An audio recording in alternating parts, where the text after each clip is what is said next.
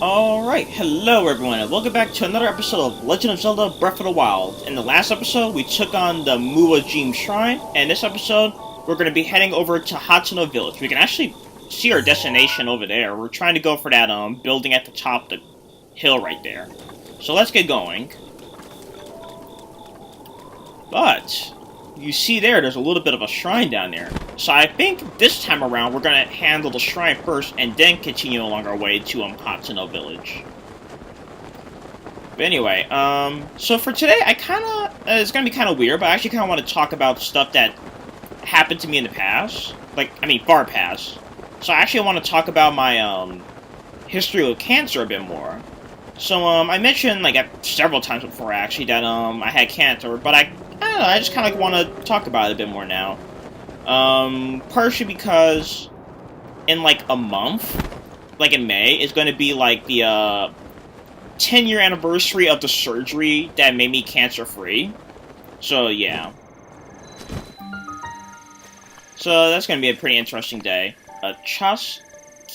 Qeta, I guess.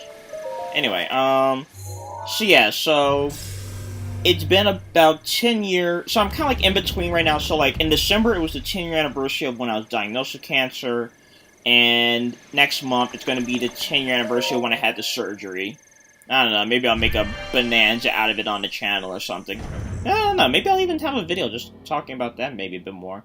But anyway, I guess kind of funny that I'm saying I'm going to talk about it now. But anyway, so when I was 11, in December, early December, I was diagnosed with stage 4 neuroblastoma cancer. So, for those of you who don't know what that means, really? Another trial of strength?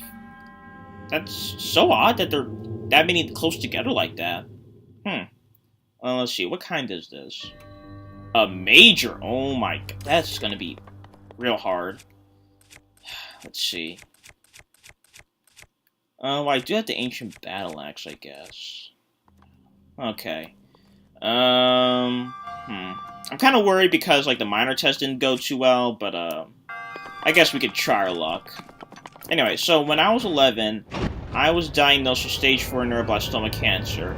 For those of you who don't know what, well, I'll kind of go over them one by one, kind of, I guess.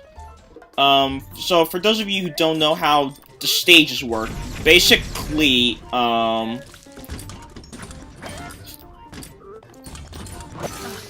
oh my god. I got my buttons confused. Sometimes I duck instead of, jump. But anyway.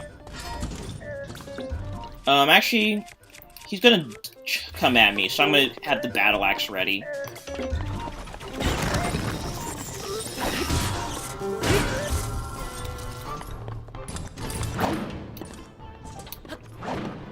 Okay.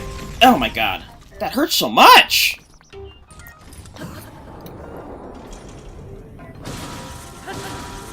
Anyway, so for those of you who don't know how the stages work, how stages work basically is, there are, there's a bit of variance, but there's basically 4 stages of cancer. So there's stage 1 where, you basically just, you just have it, basically. Actually, I really don't want to have to shield that. I want to shield that at the moment.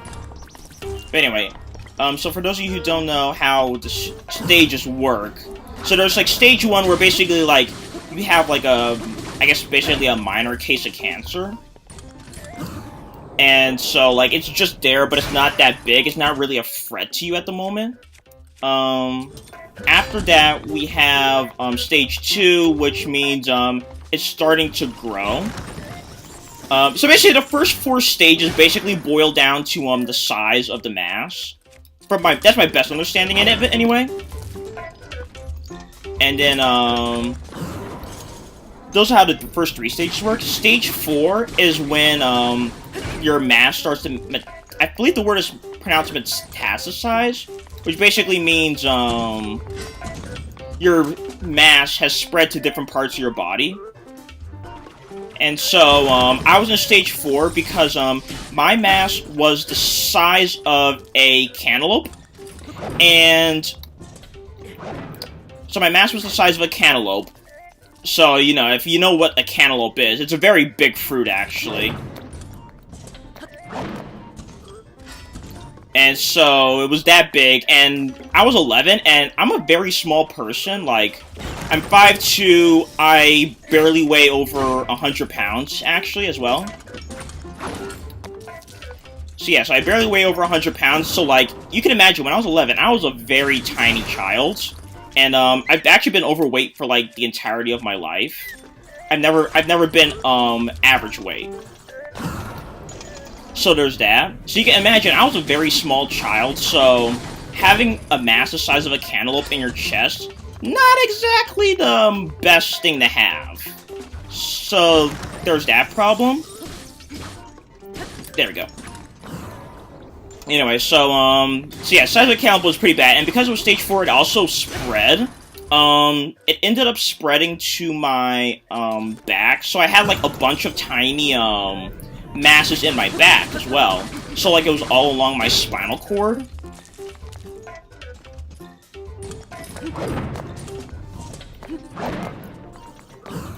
Anyway, so yeah, it's all along my spinal cord, and so because of how large the main mass was and where it was, so it was on my trachea.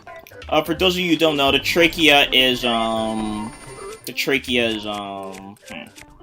I really should switch to the stronger bells. But anyway, the trachea is basically your windpipe. And that's not basically, it literally just is your windpipe.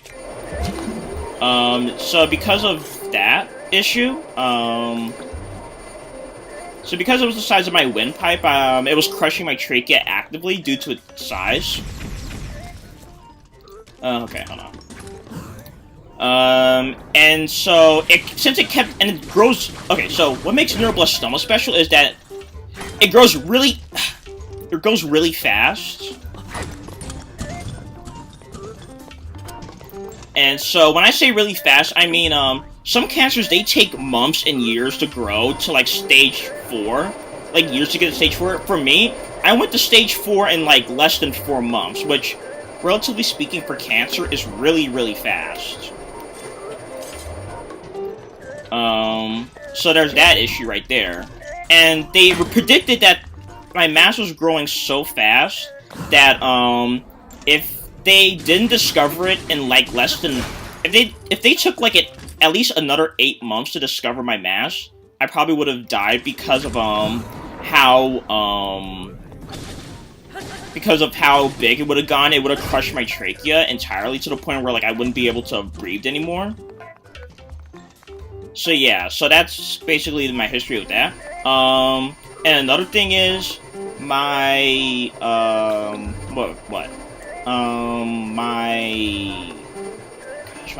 was also misdiagnosed twice. Yeah, you think someone would be able to see a mass the size of a cantaloupe, but nope. I just don't want them to shoot me.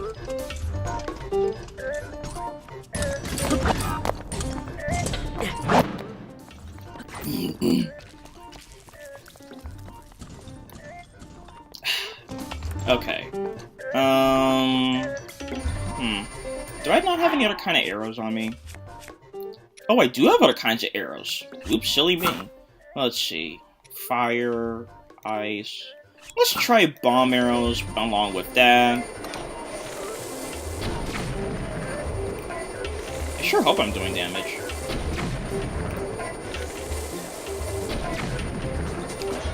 Okay, it's about to end it. Anyway, so I was actually misdiagnosed, like, twice. First time they thought I just had, like, a bad, lot of mucus in my throat. And so, it obviously wasn't that. So, early on, like, September, I was, like, coughing a mess. Oh my god! Anyway, I was coughing, like, a whole lot. Like, non-stop, basically. And so they thought, okay, maybe you had, like, a bunch of mucus in your throat. But no, I didn't. Obviously. And so I didn't have, like, a bunch of mucus in my throat. I was coughing a lot because, you know, the mass was, you know, starting to constrict my windpipe, so I was having trouble breathing. And so I was basically trying to cough to, okay, you see what happened right there? The phase got prematurely ended, and that's what I mean by, hitting him in the eye.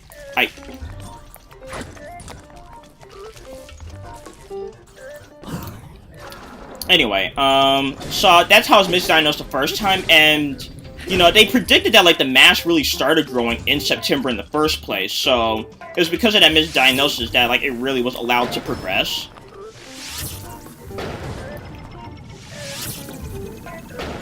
Okay, so we're gonna get some distance, and when he's about to start shooting, we're gonna start running. There we go. Now he's basically gonna just keep spamming that, which is actually kind of annoying. I didn't know that they would do that. We are going to also... let's see. Hold on. Alright, I'm kind of like in bow mode right now.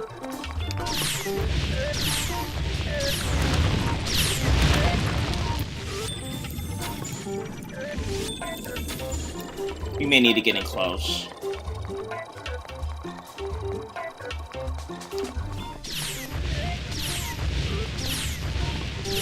Well, first I guess I might as well try to spin my arrows. I think you can shoot him in the eyes and that would kind of like help prematurely end this, but I'm not 100% actually. So anyway, I was misdiagnosed one time, and then a second time I was misdiagnosed because, eventually it got to the point where I was coughing so much that, like, my throat was getting raw, and I ended up coughing up blood. And so because of that, well, obviously my mom took me to the hospital after that.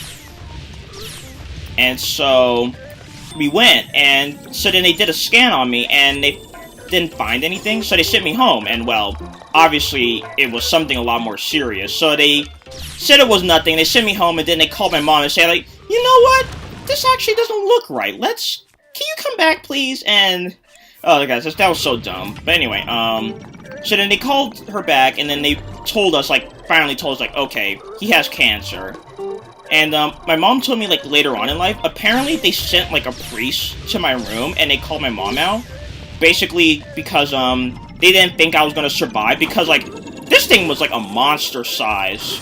Oh my god, that was close.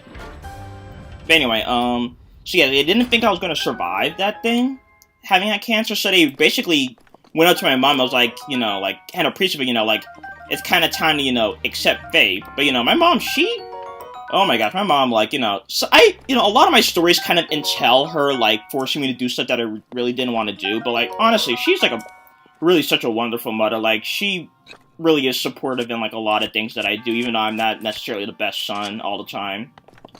But anyway, yeah, I guess, I'm sorry that my story got so muddled right there, but, you know, I was kind of focusing on fighting, him.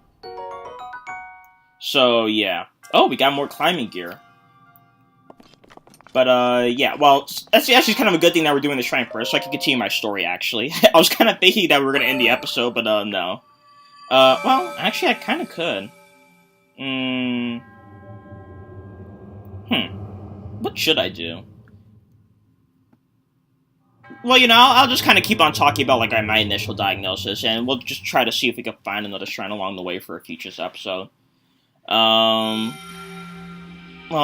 yeah, okay, so I'll talk a bit more, actually, because I'm kind of, like, on a roll a bit. So anyway, I was eventually diagnosed with cancer, stage 4, and they ended up having to give me emergency chemo because it was so big, it's like, we gotta stop this thing before we can actually do anything.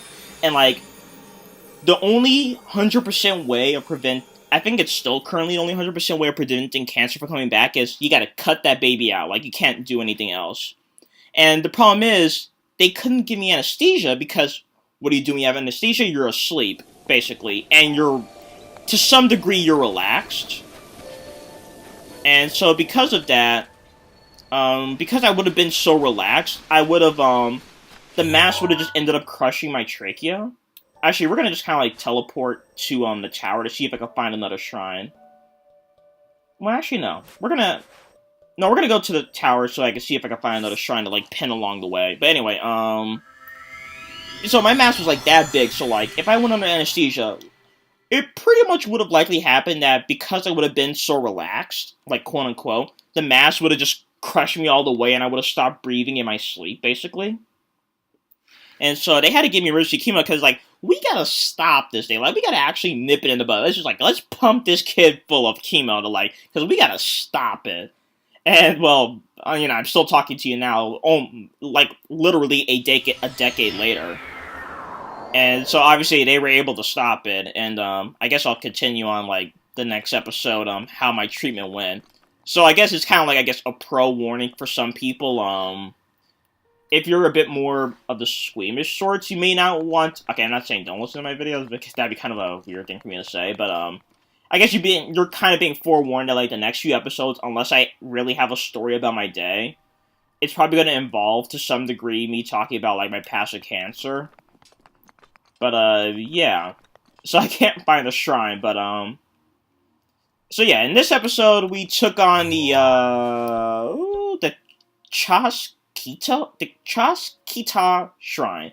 And next episode we will go to Hatsuno Village and take care of this locked mementos quest. And hopefully find a shrine somewhere around here. I mean, there's probably a couple hidden around Mount Lanayru. But anyway, I will see you guys then.